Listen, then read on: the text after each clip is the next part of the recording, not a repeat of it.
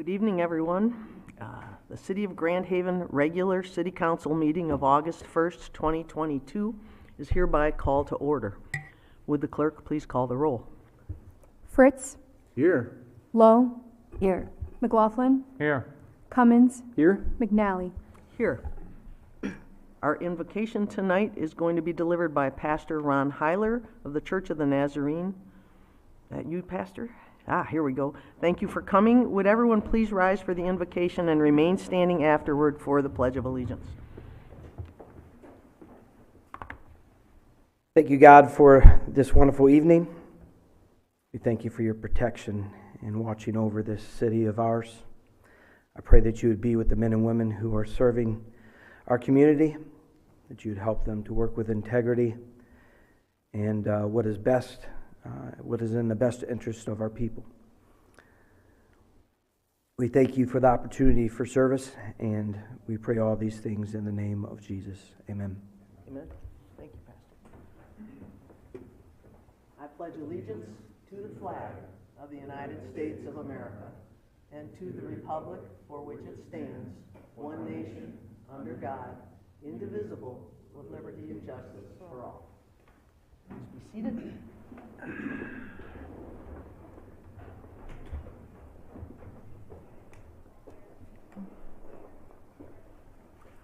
First item on our agenda is reappointment to boards and commissions of Richard Clapp to the Airport Board for a term expiring June 30th, 2027. Could I get a motion to that effect? So moved. Is there support? Support? Motion by Fritz, second by Lowe. Is there discussion? Could the clerk please call the roll? Fritz, Yes. Lowe, Yes. Cummins, Yes. McLaughlin, Yes. McNally. Yes. Okay. We're to the point where we would normally approve the consent and regular agendas, but I've been informed by the city manager that we need an amendment apparently, or I'm sorry, an amendment to the agenda if we want to go forward with the joint council BLP meeting that we've scheduled for August 10th.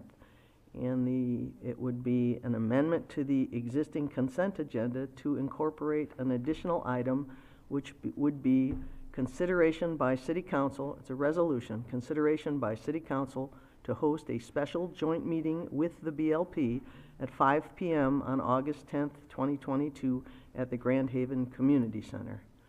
So I wonder if I could get a motion to amend the consent agenda. I'll make that motion to amend to add the BLP meeting there. And is there support for that motion? Second. Motion by Fritz, second by Cummins. Is there any discussion? Just a question, Your Honor. Our last joint meeting, I think we had it just the board and the city council members without the city manager and without the general manager. Is that the same for this meeting? My plan actually, and I'm open to discussion, but my plan is that we're going to get a briefing from HDR regarding current status on the contracts and the work being done on Harbor Island. And I would like to include managers, including Ashley, including the general manager of the BLP, and honestly, I'd like to see Derek there. I think he's planning to come. It's going to be a virtual briefing, but I'd like to see Derek there, and if possible, Eric Booth. So that is my plan for that meeting, but I'm open to your discussion. Mayor, I'd like to add to that. I don't mind having them there, but the only thing is we have to make sure that you and Larry run the meeting and not Dave. That's the whole thing. I really like to have them there because the simple fact is, you're absolutely correct. We're going to have HDR there. I'd like to have them there so they know exactly what's going on. They don't hear it from anything else. They hear the reports, but we don't need Dave to interject unless we ask for it. He doesn't need to be interjecting unless we ask. It'd be nice just to have him there, and same thing with Ashley there, just to look over, and if they want to ask her questions, it's fine to ask her questions, or Derek, if Derek wants to be the lead on it. But I agree but I with think, all that. I really think you and Larry should be running the show and not let Dave overrun. So that's, We'll do the I'm- best we can. I'll be very adamant myself. I'm telling you right now, I met with him, I did everything with Larry and Mike and that. I know you have, and I appreciate that. And I've been very adamant about it, and when it comes to the meeting, I'm gonna stand forward with it. If I have to be the bulldog so much, I'm gonna tell him that, because I'm tired of just him taking over the show. When we need to work as a board, you know, the BLP and the council needs to be working together. We don't need interjections from outside coming into us I think we can address that when we board get to there. board, and I think we can address it at the meeting. And I think if it gets to a point where people are uncomfortable, if they let me know that, I will address it there. Very good, I'm comfortable with going forward with this then. Yeah, I'm fine with that approach. I just have a question, if the city attorney invited, or, The city attorney is invited, but unfortunately, I didn't get to him in time, and he's got 2 city council meetings the same night, so he's not gonna be able to make it. along those lines, obviously, if city attorney's worked on an opinion for us, and I see that this afternoon you shared it with the BLP board, which I think is good. I don't have any concerns with that. I mean, by sharing it, because it was written for us, and then shared with the BLP board after the fact, is the privilege now waived, or is it? Great question. No, it is not, because it's still internally shared. So it is still within the city.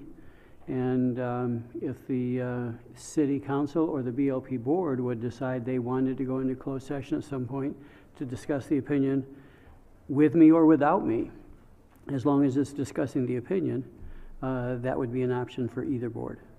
Okay, and just so you know, Ryan, and everyone else, I called Ron before I released it, just to make sure he was okay with that. No, yeah, I'm not alleging any wrongdoing or anything. I just, the reason I ask is because, I don't know if we need to, have some discussion about whether or not we should waive some sort of privilege to it, so we can have a broader discussion. I mean, Ron's not gonna be there, and some of the things that he's saying are things that we want to discuss about the agreement, and some of his points may be things that we need to have some discussion about. And that would be challenging to do with it remaining, privileged, but I don't know if you have any reservations about it not remaining in a privileged sense, so. I don't really have any concerns about it. The only thing I would just want both the BLP board and the city council to know, sharing it with the public, which is fine with me, does then end the option of meeting in closed session to discuss the matter. I don't know how the others feel, how you feel, but my feeling about this is it's something we should bring out in the community. And I don't mind having a closed session board to board based on Ron's opinion, if you want to do that, but I also don't mind, I didn't see anything in Ron's opinion that caused me to have concerns about specifics. I think in the end, we will probably not agree when we get in there, but we should at least listen to what they have to say, and we should tell them what we think, and try to find some common ground to move forward. That's kind of my hope. Everybody okay with that? Your Honor, I also don't have any qualms releasing it, to the public so they understand what's going on in the joint meeting as we discuss those. I'm fine with that too, as long as, you didn't object to it. I do not. Ron, so. Perhaps we can just make it part of the packet that's created or whatever, like we do normally for our meetings or something, and Yeah, make it as simple as that. Yep, that's fine with Put it in me. with the agenda on there, so we have it Yep. all there. Maria, was Maria copied on that, Ron? I'm not I sure. believe she was. Yes, okay, good. That's good points. Anything else? No.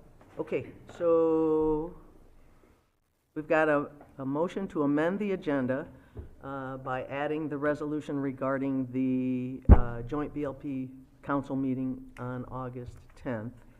I think we should vote on that motion now, right? So, would you call the roll? Fritz, Yes? Cummins, Yes. McLaughlin, Yes. Lowe, Yes. McNally. Yes.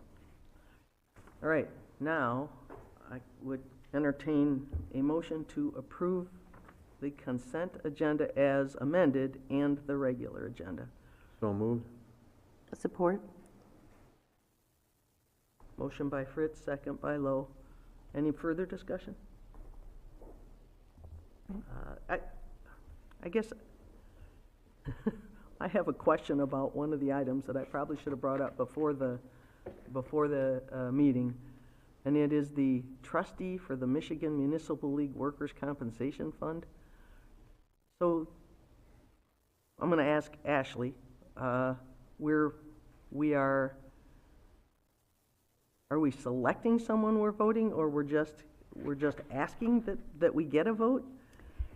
So it is more of a formality, but it does identify there's only one candidate. Okay, then that's fine. But we still need to vote on it and add it to our agenda? Yes. Yes. Okay, good enough. I've not seen it before, and I would normally have run that by you in this morning's meeting, which I skipped. Sorry. Okay.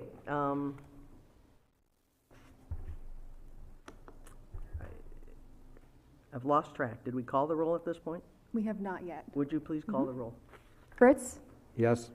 Lowe, Yes. Cummins, Yes. McLaughlin, Yes. McNally. Yes. All right. At this time, we have our first call to the audience.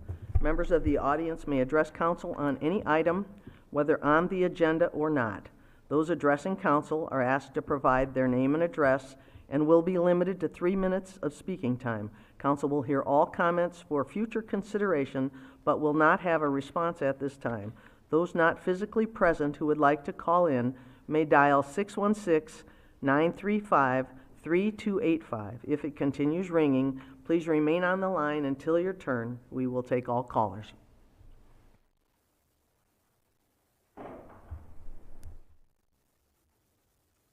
Good evening, I'm Doug Vance, 100 Washington. I'd like to make a clarification and hopefully get some things straightened out here. I'm not here representing the Copper Post. I'm here representing Washington Avenue Development. Copper Post is a tenant of Washington Avenue Development. Those are two separate entities. I own both of them. But I'm here representing Washington Avenue Development on behalf of the tenants that reside at 100 Washington. I did another little survey on my own, and I gave you all a copy of the map of downtown parking lots. And to my amazement, once I did the survey, and I could be wrong here, but I covered the first 3 blocks of downtown Grand Haven, and I did not find one 3-hour parking sign on the north side of Washington other than Washington Street itself, the main drag, if you will. I thought that was kind of curious, and then I realized my problem is our building is located on the wrong side of Washington. You know, so maybe I should ask if we can move the building and the problem would be solved. Obviously that's not going to happen. But the X there on the map is the building at 100 Washington. Yellowed out parking spaces are all the 3-hour, are all what are designated as 3-hour parking. I don't know how that was determined, but Pat McGinnis was known to have said the presumption was, speaking of residents downtown, that they worked during the day and they would not be in the parking lot, so it wouldn't be a problem. Well, I don't know when it was determined to make these spots 3-hour parking, but obviously a lot has changed since then, and I have got a half a dozen tenants that work from home. So obviously things have changed a little.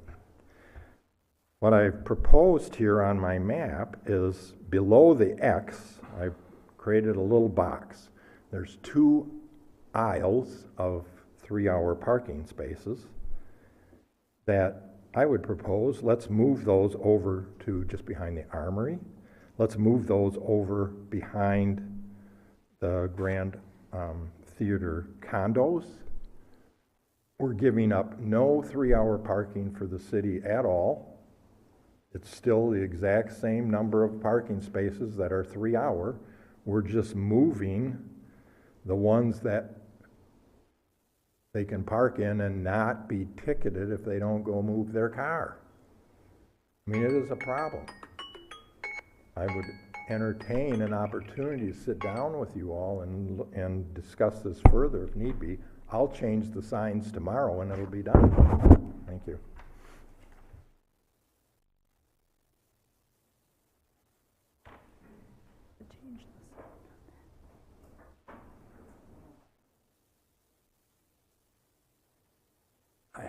Walter, excuse me, Walter Mac Davis, 209 South 3rd Street.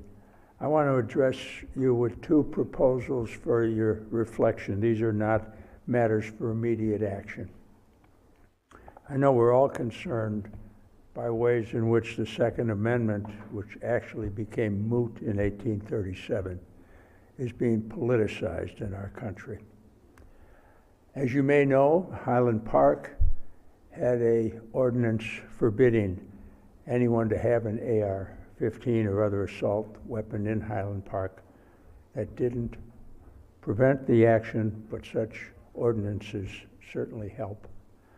I would propose that Grand Haven pass an ordinance banning all AR-15s and other assault rifles from our community, including that a buyback program so people can turn in such weapons.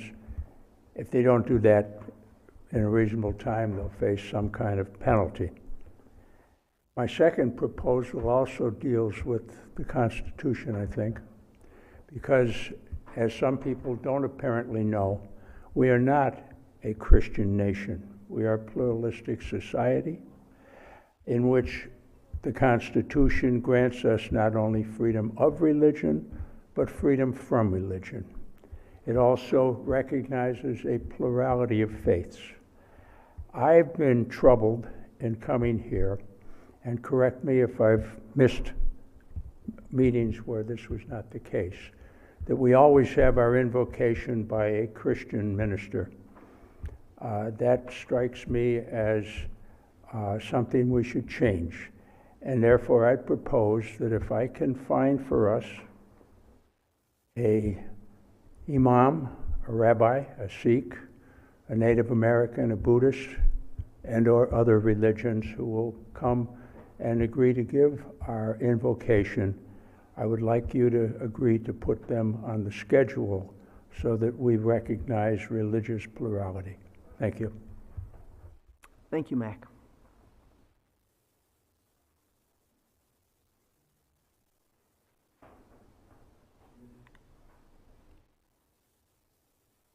Good evening. Jim Hagan, 400 Lake.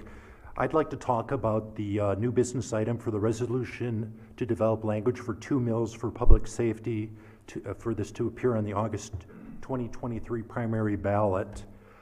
First, where are we right now? There's 14.45 mills that go towards city operating right now. It's the highest in Ottawa County out of the 6 cities that are in the certified list. 14.45, where does it compare to our neighbor, Ferrysburg? Ferrysburg is 9.15. The city operates on 60% less millage on taxes. So I'm not sure how they do that, but it's a significant difference. If we have a 2 mil increase, what's that going to do to taxes in Grand Haven? We know property values, let's say they're close to $350. So 2 mills, since the taxable value is half, 2 mills would be $350 a year. Pretty substantial amount for the taxpayer to foot. And the one thing that I would ask is that we actually have a breakdown. I know we say it's for public safety, but we also said, oh, public safety, we're going to break it out. So where is the 2 mills actually increase taking place? What departments? Is it for wages, pensions? Is it for matching grants? I think the public needs to be informed what it's for, because we're talking about increasing, actually we're gonna get 5% each of the years in the interim until this hits.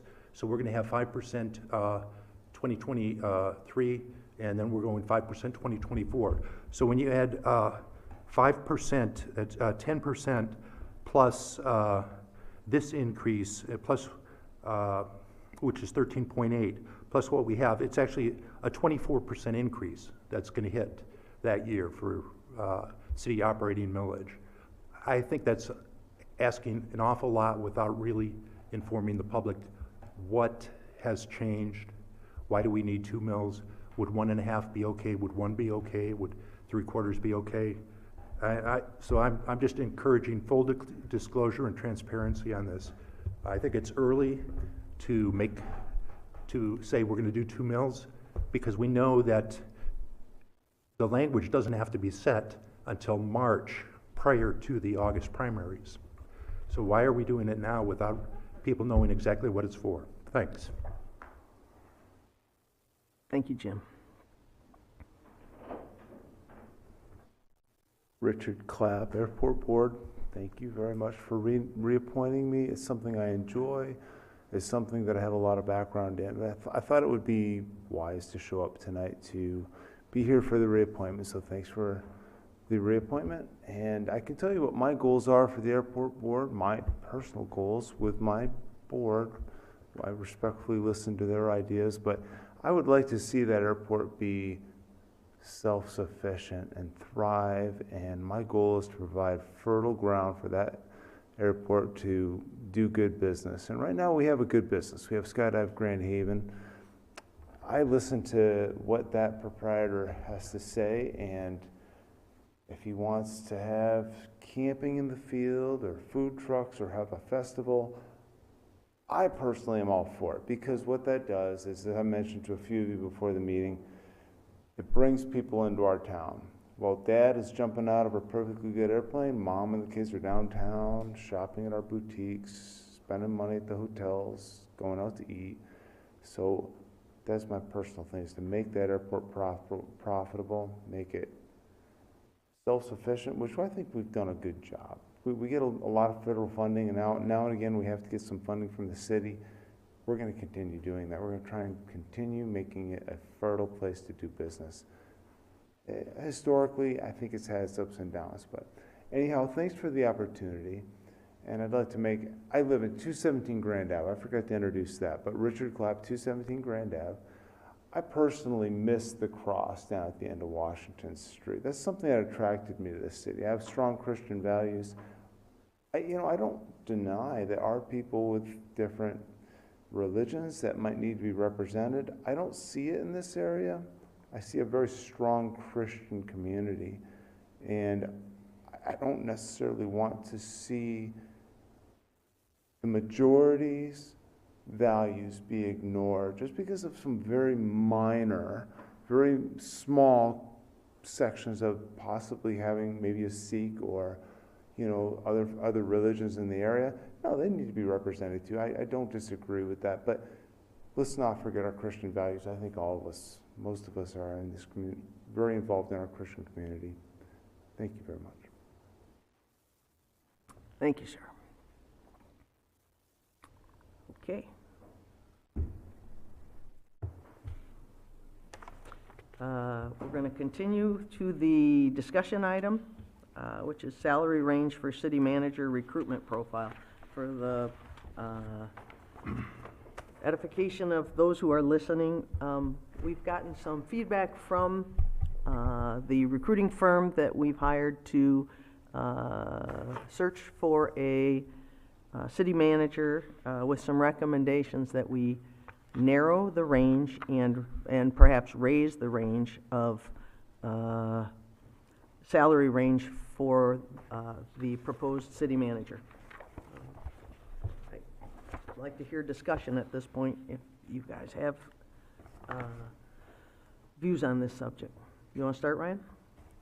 Yeah, I can. Certainly, I was I one that thought we should add this, given the feedback that Mr. Walsh provided, and him looking at all of the survey results that he received from the stakeholders, and looking at, what everybody was looking for, he had kind of done some preliminary, research, and plus he's placed a number of folks, it looks like, around the state in the last couple of years, and it looks like that city manager salary range is really going up quite a bit with today's market and managers leaving and the current pool of candidates that they have, and obviously inflation on top of all of that. I think the 107 mark that we have really was based on last year's scale. It didn't apply that 3.2% yet. So at the very least, I think, and I guess this is a question I think we need to decide on. Are we looking to present our salary range or the starting salary on a profile? I think that's maybe where some of the confusion is coming in. But if we're looking at what our salary range is, at the very least, I think on the low end we're at around 110. If we were to stick with the range that we had before and simply applied that 3.2%, I think my understanding at least is that some of the local managers here, even in the Tri-Cities, have recently received some pretty substantial increases to help try to retain their talents and years of experience, and so it's kind of weighing out. And I think we're open to a good pool of candidates. Some of them may have more experience than others, and some of them may require more compensation than others. And so, what's that maybe right mix to really attract the talent, compensate somebody appropriately, and then consider all candidates. So, Do you have a view on that? I don't have any problem with, like I said, bumping up that low range to 110 and having that upper range. I think he was at around 150 or 160, and I don't have a concern with that being our range. And there'd be some sort of statement on the profile that the starting pay would be dependent on qualifications and experience. But if we need to narrow just a starting range, I mean, I don't know what the theory is behind some of that. That'd be something he'd be better at explaining. But that's just For what it's worth, I asked that question. I just asked the question of, when you say range, how wide a range do you think we should give? And he said $10,000, which I found sort of interesting, and I don't know that we'll agree with that, but that was his recommendation, that he would like to see a $10,000 range. starting salary range, or just range in general? Range for hiring, yes. Okay. It would have to be starting salary because it's they're starting, right? But yes, exactly. He would like people that, and I'm not saying I agree with this or disagree with this, but I did ask that question. I went, when we're talking about a range, what would you like to see? And or what do you recommend? And what he recommends is a narrow range that gives any candidate who might be interested a very clear idea of how much money he would be hired in at. That's kind of what the communication from the recruiter was. So We had it at 107 is what we were saying to 150, but I think maybe if you're looking at it now, I think 120 to 150 would be much better, starting at 120. To be honest with you, before starting, and it also goes with qualifications and everything else that goes along with it, bumps it up even what you want. But we have to see what we got out there. But if you want to raise that up a little bit, the low range might be more compensation to look at something a little bit more wider. I think that's what Frank wants us to do. right, but he wants us to narrow that range, Mike. That's why I'm going from 107 to That's 120. not as narrow as he wants Yeah, to go. I'm just going to say. But I think that's a good start for us to go, to be honest with you. Because Okay. gotta remember, we only have X amount of finances here, and also we have to pay for, on the agenda tonight is trying to help fund Yep. our insurance that we did, how we did it. We promised the police department we'd do something for them, and where's that money gonna come from? We have to have that money here, so we have to be very frugal on it, and we have to make sure that we get good. It's just something you gotta watch. I keep asking the same question. Once we got rid of the defined benefit, going to the contribution, you gotta pay that money out there. We gotta have it, whether you like it or not. It's gotta come from somewhere. And if you're gonna extend the city manager's money way out there, it's another thing that's gonna be added on to us that we don't have. Right. That's how I'm looking at it. So if you wanna go to 120 to 150, that's fine with me. Yeah. How about you, Kevin? What do you think? Yeah, that's fine with me. I think the high range of 150 is I think it's adequate. I mean, he doesn't agree, but I think it really depends on who walks in the door. I'm not saying that we can't negotiate that, but right now, you know, I think 150, and if Mike wants to do 120, that's fine with me. I don't think it, extra $10,000 on that side doesn't really matter to me. But if it's 120 to 150, I'm fine with it. Yeah, I think it's fine at 110 to 150. It still gives us the, you know, we have control of that as council, and I have concerns, just as Councilmember Fritz does, that we don't have money for any of this right now. We're digging out of a hole. I've had several residents contact me concerned that we're even doing the search at this time. They're thinking that we should let things stabilize a little bit before we rush into a search, because we do have a very capable interim city manager. And right now, we may not have had the best publicity for our city, and we might not be able to attract candidates, just given a lot of the exodus in the city and some of the turnover. That waiting a little bit and letting things stabilize and letting some of the good publicity from our town come back out, we'd be more successful in attracting quality candidates rather than trying to use money to lure people. I think we all want them to come here because of Grand Haven, not because we're paying them a lot of money. I think that's the right, fit for us. But in terms of the salary range specifically, as long as we're okay and we know that whoever we select, the higher we put that lower end, we need to be in that range. We can't take a candidate any lower. So if we're going to raise that, then that's the lowest we can offer anyone. Well, 110, why do you 120. say that, Karen? I don't understand. Because that's the starting salary range, so you can't discriminate. I'm not sure that's accurate. Ron, you got any views on that? I wasn't, if we set 110 as the bottom, Right. we couldn't go below that? If we found a candidate that we thought might work out and look to go below that, is that discriminating in some way? No, certainly not per se. I mean, you could envision a set of circumstances where it would be discriminatory. Or if it's based on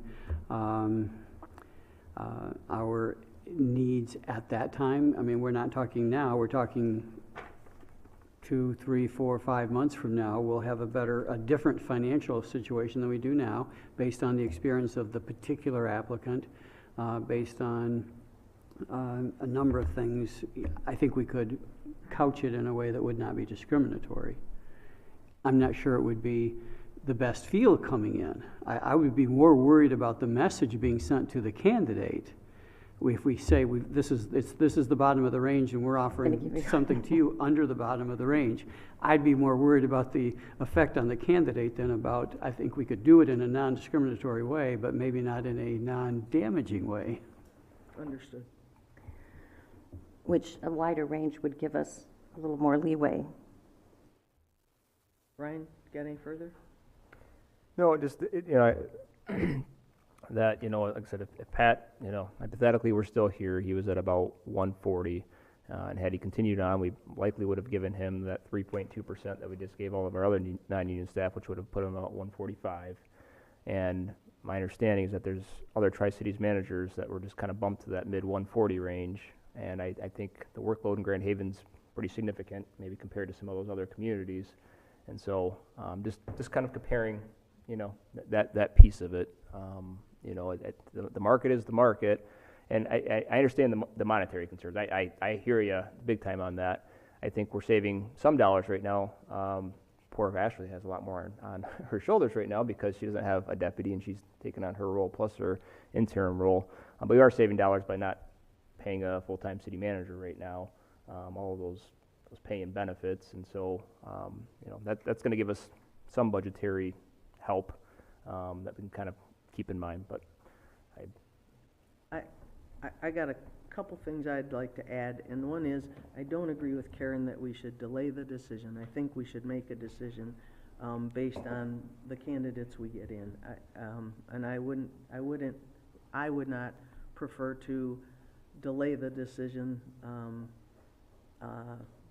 for any specific length of time. I would like to see this recruiting done in an expeditious way, not a hasty way, but an expeditious way, and then we should make a decision as managers.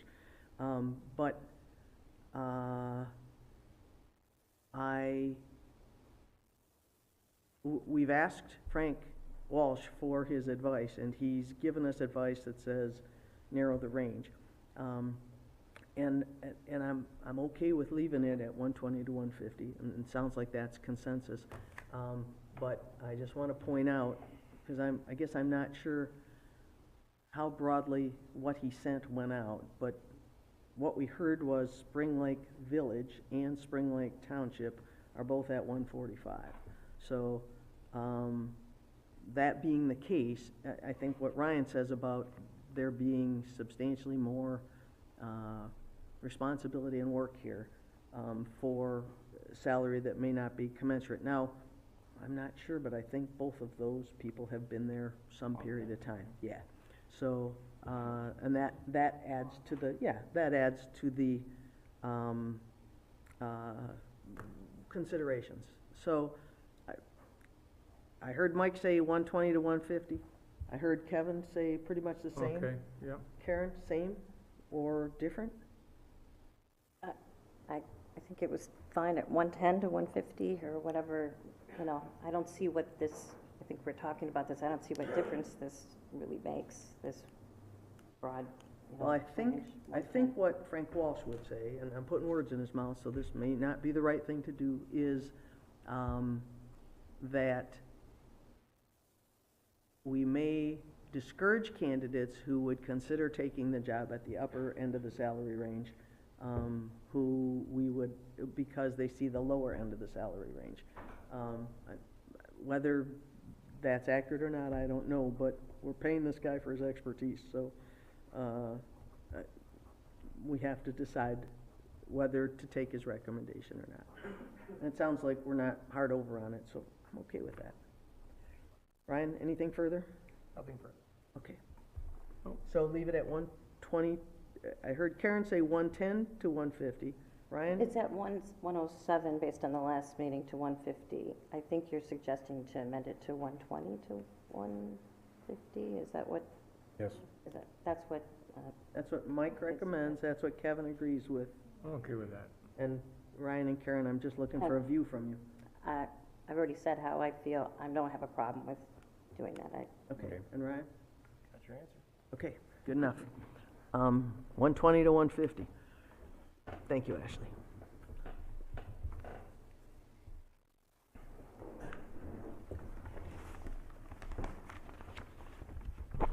Okay.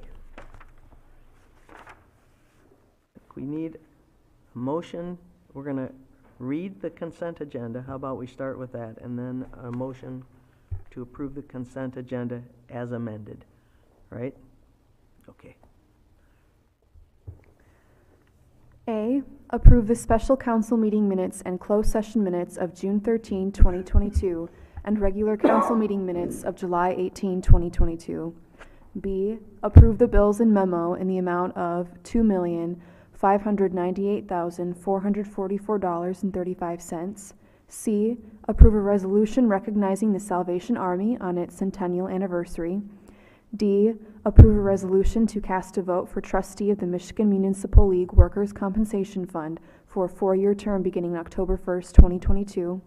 E, approve MDOT Aero Contract 2022-0688 in the amount of $61,160 for the construction removal, and construction administration cost of parcels E62 at 15870 Bryan Court and parcel E-63 at 14444 Angeles Court, Grand Haven, Michigan, and authorize the mayor and clerk to execute the necessary documents. And then F will be added, and that is the resolution to have the joint BLP meeting. I've got language that actually Ashley provided. You want me to read it to you, or Ashley, will you just give it to Maria? It was. Yeah, I can read it out loud, just so everyone's clear. Consideration by City Council to host a special joint meeting with the BLP at 5 p.m. on August 10th, 2022 at the Grand Haven Community Center. And I wanted to go back to item E, Maria, because I believe, though I'm not sure, that 15870 is supposed to be O'Brien Court, but we got a 0 instead of an O. That'd be my guess. So that might be worth checking before. It is O'Brien Court. Yep. Okay. Thank you, Mike. Yeah, I'll make a motion. A motion to approve the consent agenda as amended. Is there support? Second? Motion by Fritz, second by Cummins. Any further discussion? Would you please call the roll? Fritz, Yes. Cummins, Yes. Lowe, Yes. McLaughlin, Yes. McNally. Yes. Okay, new business. Oh wait, presentation. Emily, are you up? Nope. Ashley, let me know what's going on. There's no presentation. There's no presentation. Got it. New business. Would you read item A? Consideration by City Council of a resolution to adopt a permanent traffic control order to place a yield sign at the intersection of Crescent Drive and Dale Court for southwest traffic on Crescent Drive and authorize the mayor and clerk to execute the necessary documents. Is there a motion to that effect? So moved? Any support? Second. Motion by Fritz, second by McLaughlin. I have I guess a question, but does anyone have a discussion on this one?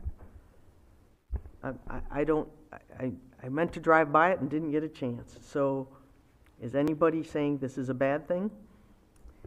Not to my knowledge. Lee Adams couldn't be here tonight, but he did. Oh, Andy is present. He may be able to speak on it, but Briefed on this to help nice. clarify some That's a big questions. help. Thank you. Sergeant Cannon, Andy's my first name. This intersection is Crescent and Dale, and it has a yield sign, or it previously had a yield sign on Dale. And Dale kind of curls in, working its way back towards Grand, and Crescent comes down the hill. And they kind of meet in a Y, go for maybe a block before it gets to Grand Street. We have switched the yield signs around. We got some complaints by the people that live there for the fact that it really should be the other way. We've done a little bit of traffic study here to kind of check this out, and it did a temporary yield sign in this location, flipping it the other way. So really, that probably should have been the way it should have been that way. And then once we kind of looked it over, we were in agreement with it, have switched it temporarily, and now it's for you guys to. So the neighbors think it's good and the police think it's good? Yes, ma'am. That's all I need to know. Thank you. Okay. It makes it a lot more safer up there now. If you ever drive through there, you'll see what I mean. Just take a chance and go through there once, and just visualize the. I mentioned that word. I mentioned that word. That's why I said take a chance and do That's it, right. It's and dark act like and- it was the and old nice. way, and you'll find out right away that it needed to be changed. Thank you Okay. so much for your help on that too, for them up there. I appreciate it so much. Okay. Any further discussion? Maria, would you please call the roll? Fritz, Yes. McLaughlin, Yes. Lowe, Yes. Cummins, Yes. McNally. Yes. Okay. Maria, would you please read the next item? Consideration by City Council of a resolution to direct staff to prepare ballot language for a 2 mil levy for public safety services to be placed on the August 8, 2023 ballot. Okay. Is Emily going to talk to us, or are we going Get a motion to? first. Can I get a motion to that effect? I'll move that. Okay. Is there support? Yeah, I'll second it. McLaughlin, motion by McLaughlin, second by Fritz. And Emily, can you walk us through this and explain it? Yes, I'm Emily Green, the Finance Director. We are looking for direction to prepare ballot language. We realize that there's much that needs to be discussed. We are, it's relating to the defined benefit and funding that. When we had our initial meetings and decided to, you approved to close the plan at the June 20th meeting, the funding is in place for the fiscal year 22-23, the fiscal year 22-23, but funding after that is not in place. And so we need to find funding for that. And the assumption is that the funding the costs to the city will increase because we closed Correct. the benefit plans in the short term. Correct. But that longer term, It's going to, well, it will be will- many years before it plateaus. Yeah. At this point, we're in the conversion period, so we do not know how many employees are going to stay in the defined benefit or in the other side, how many are going to convert to the defined contribution. Because the plan was closed, we were on a percentage base contributing, the city was. The city's portion now is a flat rate, and for the monthly amount to be paid for this fiscal year is $186,000. Next year, it moves to $182,000. We won't know until the July 1st, 2024, after everybody converts, what we're looking at as far as what that is to fund it. But $186,000 right now is $2.2 million, and that's for this year. And we're looking at $2.1 million to fund for fiscal year 23-24. So it is direction. Ashley and I thought it was important to bring this up so that we know that we do not have the funds to do this, and we need to find them, and this is just one way, one additional bucket to pull from, say. and the timing of putting it on the agenda of this meeting is because the window is closing to put it on the ballot for November of this year, correct? Correct, yes, and so we don't want the same thing to happen next year, which is we don't discuss it, we don't know what we're doing. I assume it's going to take some discussion and some agreement to figure out what to do. One point I will make is if 2 mills, is it enough? We'd have to run the numbers. We aren't going to know, like I said, until the conversion period is over, we don't know exactly what we're dealing with. If you approve to put 2 mills on the ballot, that does not mean that you have to put, that you have to levy the 2 mills. Right now, We could then levy up to 2 mills. up to 2 mills, correct. Yeah, and just to add, the reality of having it timed the way it is right now, to Jim's point, it will give us the time to do that public education piece come time we do have to submit the ballot language in the spring. And just a little historical background, that 2 mil proposal originated, that number originated as our ideal when we calculated the cost needed to cover the Department of Public Safety portion of the unfunded liability. That portion at that time was calculated to be nearly 1.3 million, and 2 mills would roughly equate to 1.4 million. So that is just a little bit of the background. And the millage would be for public safety operating expenses, and that would free up funding to allocate towards the unfunded pension liability. Right. And the ballot that it would go on is November of this year? No, No, it's, the no. ballot would go on when? We're looking at August of Okay. of And that's- 2023. and so- that's Jim's point. Right. Okay, I got it. Yes. 1 year. But to get it on the August ballot, we have to do it when? I think by spring, we would need to have, I think it's 12 weeks before. The deadline's 12 weeks before. We will have to have a public hearing, Mm-hmm. which will have to be noticed appropriately. I think it's responsible to raise this now and to try to, and we may not be in a position to act on it now, but at least start looking at it. And I appreciate both Ashley and Emily bringing it to us. Have you got anything else, Emily, that we need to know? I don't. Emily? If I understand, we're directing staff to bring something back to you. So you're not signing off on 2 mills at this point by any stretch. Right. We're asking them to, yeah, okay. We want to know, is this something that we should look at? And we want direction to, yes, look at this, or absolutely not, do not look at it. If it's absolutely not, do not look at it, then we won't waste our time. We have other things and we need to find other avenues. I think we should definitely look at it. The one thing that I would add is, I think, Your Honor, we were going to have a special meeting to focus on looking for where we could raise money or look at various fees, that was one of the things that we committed to you, Emily, in that meeting, but we haven't done that yet, so we should. And those, specifically the paid parking and the short-term rental fees and et cetera. Our staff is working on that, and I think plans to bring that forward in the next couple meetings, I think. So this is, like I said, it's another bucket that we're looking at. Okay, Kevin? Is there some reason why you picked August and not the November ballot? No. Okay.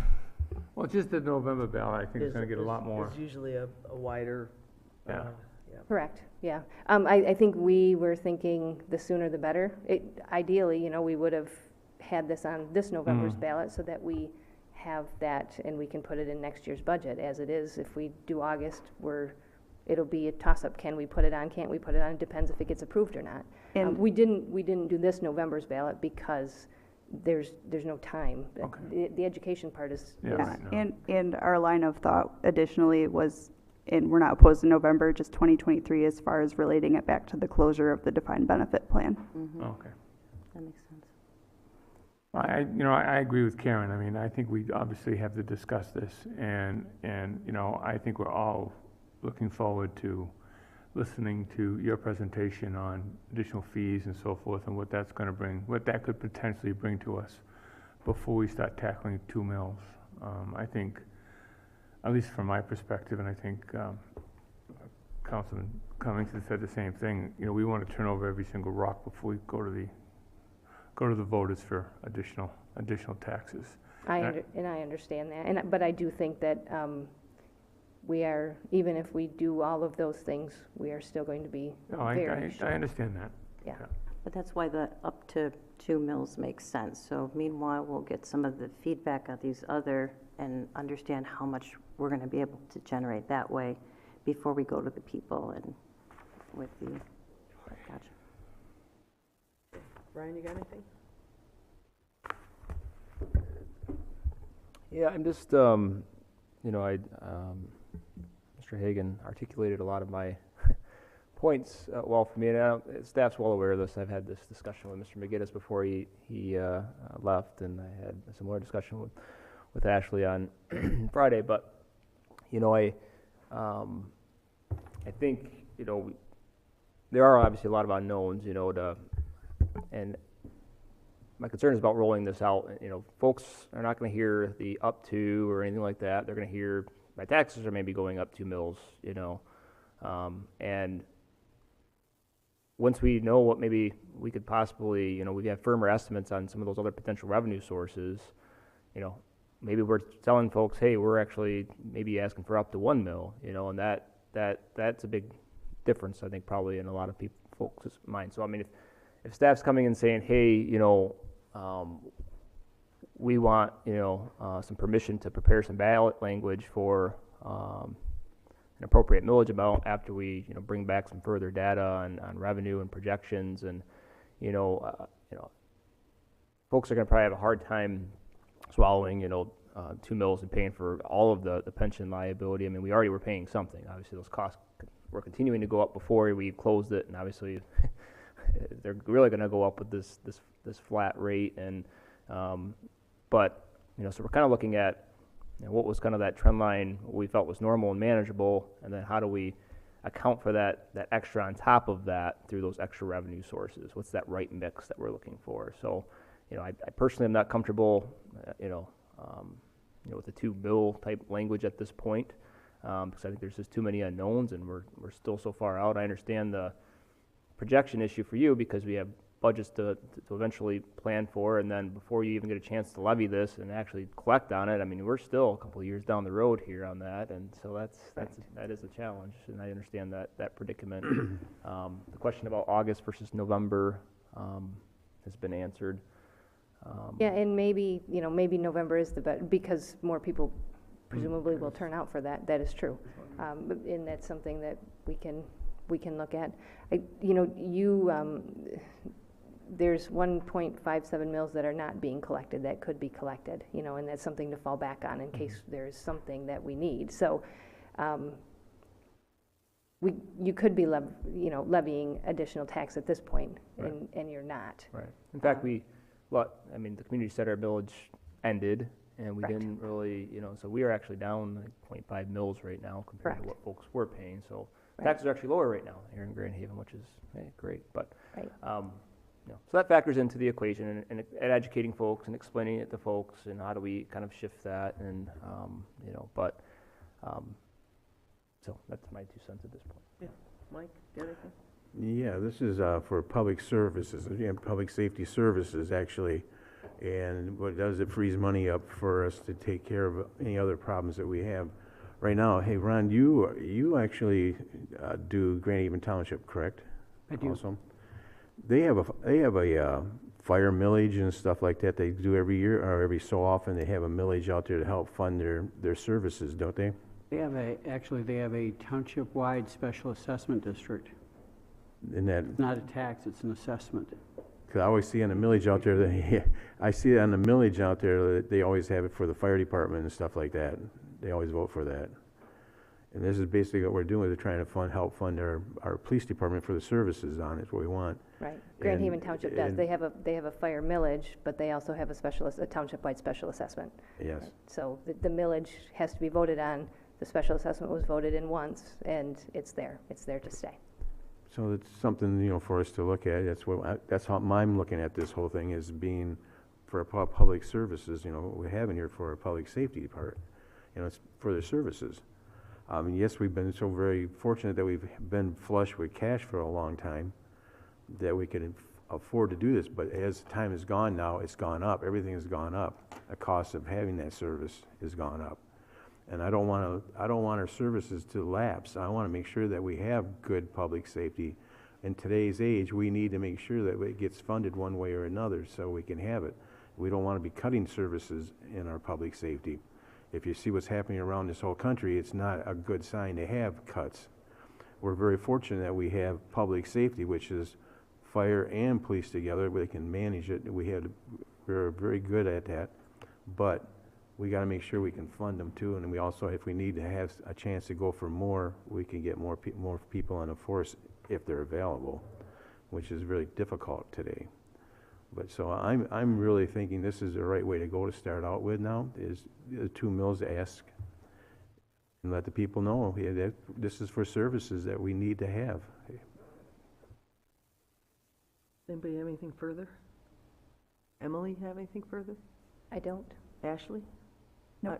I had a few things I wanted to say. When I reported in and got my first indoctrination over at Public Safety, one of the things Chief told me right up front is we account for 41% of the city's budget. And that was honestly kind of shocking to me, of their annual budget. That was a lot. And I'm not questioning the value we get for them at all. I'm just saying that the costs of public safety have gone up in a way that's not necessarily commensurate with the cost of all the other things. And it's eaten up a bigger and bigger and bigger percentage of our budget for a long time. And what that has done is it's shrunk what I would call the operations money for other things. And the problem with that is we really lost any flexibility to move money over into some other area that we know we're going to need it. And the short-term increases in what are going to be both our pension liabilities and obligations. We just got a MERS report that said at the end of calendar year 2020, we had funded 73% of our MERS obligations. At the end of calendar year 2021, we had funded 70% of our MERS.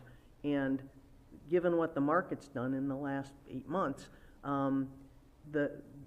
we're going to get a gruesome report this time next year about, I'm guessing we'll be somewhere in the 60s, or maybe the mid-60s. So I applaud the idea of looking in other places for the funds, but I think that we are reaching a point where, particularly when we have no plan for funding anything out on Harbor Island in terms of remediation, we have no money for that, and though we can try to attract money from other sources, we have no guarantee of that, and even the flexibility to free up through this millage, if the people support it, a little money we shift back to funding remediation on Harbor Island appeals to me, because Harbor Island to me is going to be the most difficult challenge we face as we try also to pay down the pension liabilities, our obligations on the pension. So I think as a council, we did a good thing this year by closing down the pension to new hires and by offering other employees who have really also been in the middle of this with us the opportunity to convert to defined contribution. But in the short term, it's going to cost us more money, and that money's going to have to come from somewhere. And I think we have to face up to taxes, and that's kind of where I am. So,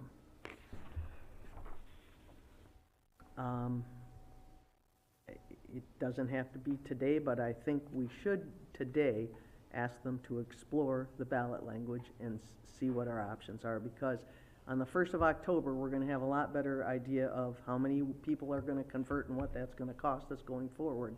And all of these things are sequenced in a way that Emily's got to figure out for us. So we will know better probably mid-November to December, because the 1st of October is when is the conversion date. I'm not expecting on the 1st of October we get an immediate report. I'm sorry. On October 1st. No, I got it. But, right, this is all, it is a process, and this is a point in the process where our staff is asking us to do something that I think we're going to need to take a look at, and that's, and I support that. Okay. Anything further? Maria, would you call the roll? McLaughlin, Yes. Fritz, Yes? Cummins, No. Lowe, Yes. McNally. Yes. Okay.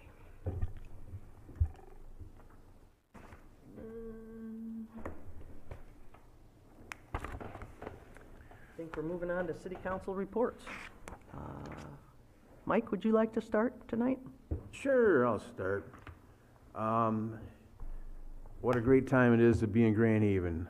Coast Guard has started. It's been fantastic. The car show Sunday was out of this world. I'm telling you what, I've never seen so many cars down there and so many people so early. It was like 9 o'clock in the morning and it was already packed. Usually when I get down there at 9 o'clock in the morning, it's nothing like that. It's just a start. But it was packed from the time it started until the time it finished. So it was a lot of nice cars down there, a lot of nice people, a lot of good conversations going on. It was very good to see that in the community. And also, I just want to say thank you to all the people that attended this morning to the ceremony for the new Coasties there in town, our annual citizenship thing we do for them. It's let them know that they were wanted here in town. It's what we do, and we give them a little gift, and we had it. And I got to say thank you, Mayor, for the great speech you had. I think you motivated them and expressed what Grand Haven is. And I think it was very, very touching. It was telling them to reach out and go to other places, explore Grand Haven. There are so many things to go and see in Grand Haven that could reach each and every one of them. So I thought that was very touching.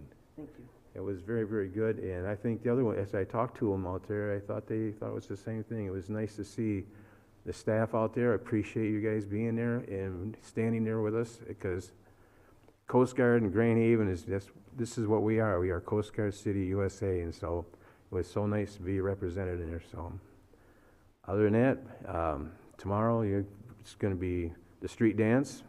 Brennan is back, so You guys can have fun time down there. I like music, so it's all good.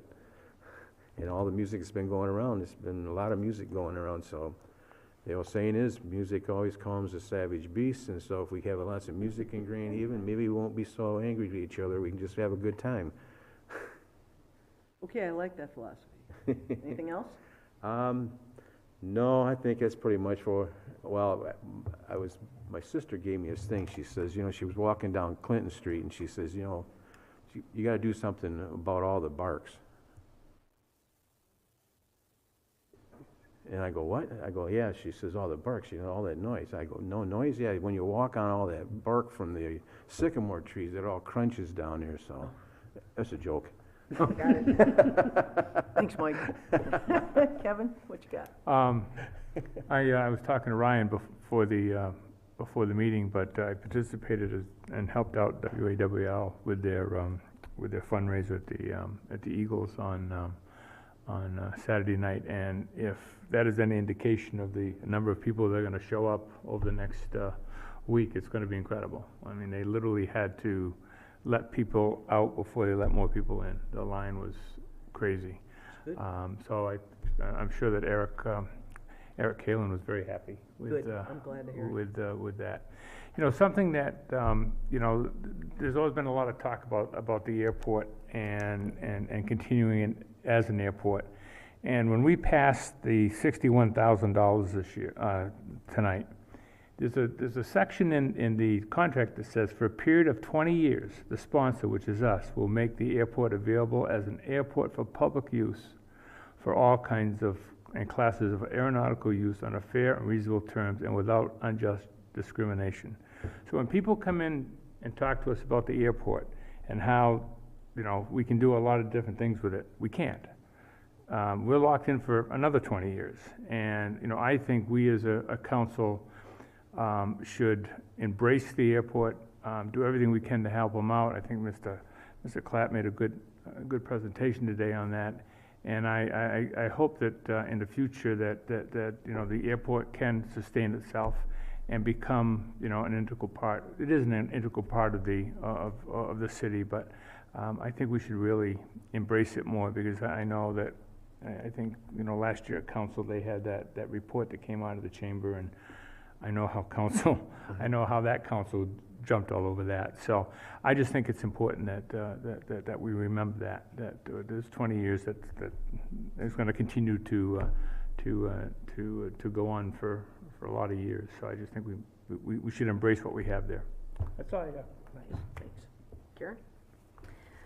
Yeah, I just want to add my thanks to all of our city staff, and for Coast Guard Week, everything looks great. Our town is showing so well. It's just so enjoyable to walk down there. Tell Jeremy the social district is working out with all of, it's an aggregation point, it's alive, and I think it is driving a lot more traffic into the merchants downtown, so it's just lovely. And in particular, I'd like to thank our Department of Public Safety and all of the agencies that support you this week to make it a safe environment for, and a festive environment for all of our families and friends that visit us this time of year. So thank you. So I concur with the comments that have been made. Town looks great. Staff's been working hard to roll out the welcome mat, and everybody on the Coast Guard Festival Committee and their staff have done a fantastic job. I'm looking forward to the rest of the week, so thank you. Good. Turns out the mayor has a lot of ceremonial duties the week of Coast Guard Festival, and I've been very busy with them, but they've been a lot of fun. I got to be a judge at the Classic Car Show. There's an award called Mayor's Choice. I got to be a judge at the kids parade floats. That was actually kind of interesting too. This morning I tried to catch a ride out on a small boat to the offshore cutter Hollyhock. I was supposed to ride in with a group of locals that were, and including my nephew who I took as a guest. Unfortunately, 6 to 8 foot seas offshore canceled our ride. That's maybe not so unfortunate, and I was glad to stay safe, warm, and in the harbor. So that's all I got. I got a few more events. I don't know to what extent you guys are involved in these events, but I'm guessing I'll see you at them throughout the week. Ashley? So in light of recent concerns raised before council, I took a little bit of a bird's eye approach to reviewing downtown residential parking and possible solutions. And I had reported those to you guys. 4 options really stood out as potential avenues for council direction. Again, just distant perceptions of what could be implemented. One of those was to waive the 3-hour parking for those who obtain overnight parking passes in our downtown. One of those options was to dedicate a specific amount of spaces in each downtown lot for residential only. Another option was to dedicate a city parking lot to permit parking only. And then additionally, you could direct businesses to seek private partnership to lease parking spaces. And kind of a broader approach is to direct the MSDDA to evaluate and propose a vetted solution. If you were seeking immediate administrative action, I'd recommend considering option 3, which would be to dedicate a city lot to permit parking only. The lot that comes to mind for me that's maybe less utilized than our other city lots is the one off of 3rd and Franklin. That lot has a capacity for 55 parking spaces. A lot would have to be vetted if you were to pursue that option. This is just a broad recommendation at this point. You could limit the residential to 1 space per unit. I would limit it also to residential above Washington between 1st and 3rd to kind of specify who would be eligible for such a permit. And additionally, obviously, there would be a fee for that permit. But just to put it in perspective, if you're looking for an equitable solution, there are at least 38 other units who do not have designated parking along Washington in that block. So I'd prefer, if it were an administrative solution, to address the majority of those. But I would also suggest you consider for a more vetted solution to bring these options to the DDA.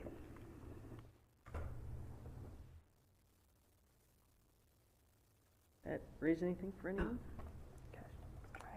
Yeah, I'll, you know, I was able to watch a little bit of the last DDA meeting, and I know they had this, maybe a brief discussion about, you know, they're aware that this has kind of come up, and I think they definitely would probably have interest in vetting any potential solutions or maybe the status quo recommendation, but I think it's best that they maybe take a look and run it through their processes and then gather some feedback, since it would have an impact on their district.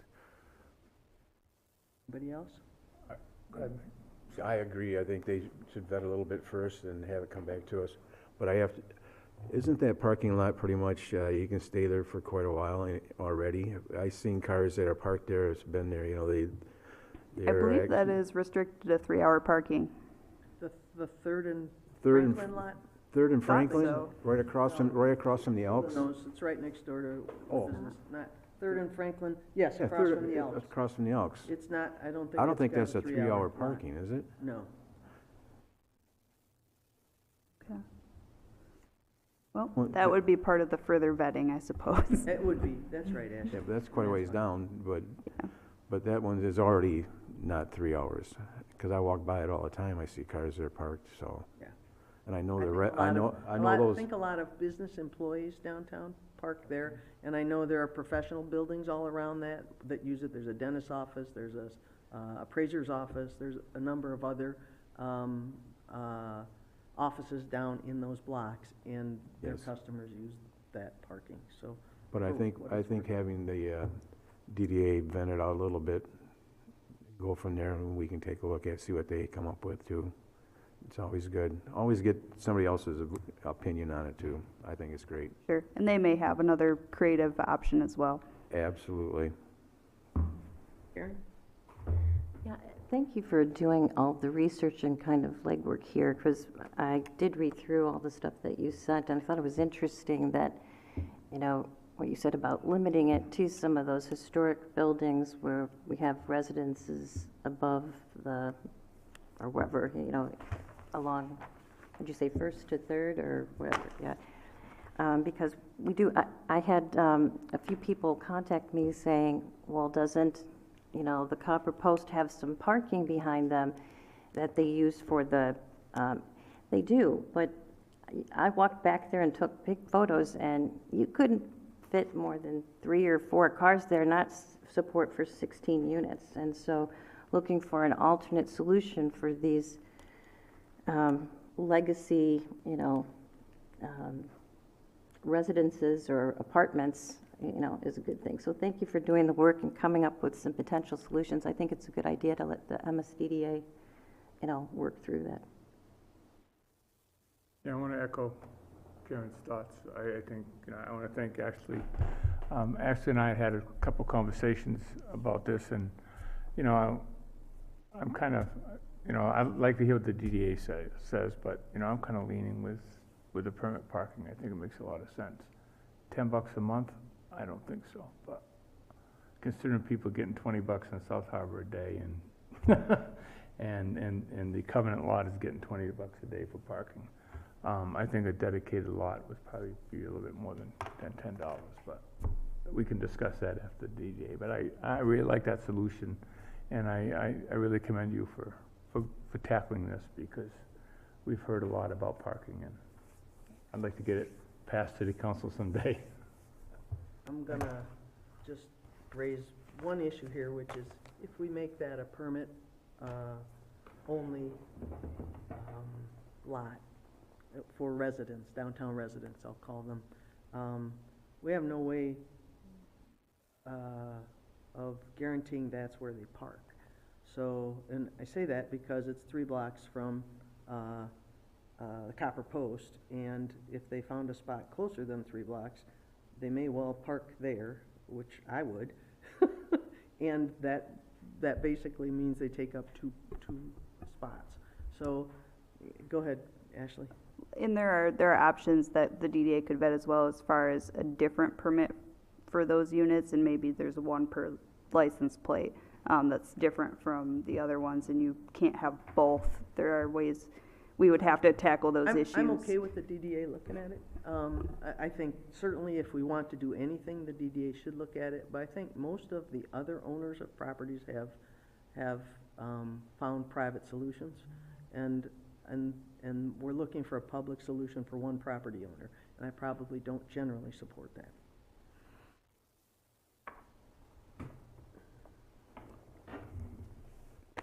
Okay, I think you got your direction. Thank you. Yep. Anything else, Ashley? Nope. Well, I would state elections tomorrow. Oh, yes, so that was please on get my out and list, vote. too, before we adjourn. Everyone who happens to be out there listening, please vote if you haven't already. It's your right and your responsibility. All right, second call to the audience. At this time, members of the audience may address council on any item, whether on the agenda or not. Those addressing council are asked to provide their name and address and will be limited to 3 minutes of speaking time. Council will hear all comments for future consideration, but will not have a response at this time. Those not physically present who would like to call in may dial 616-935-3285. If it continues ringing, please remain on the line until your turn. We will take all callers. Looks like we're good. Meeting's adjourned.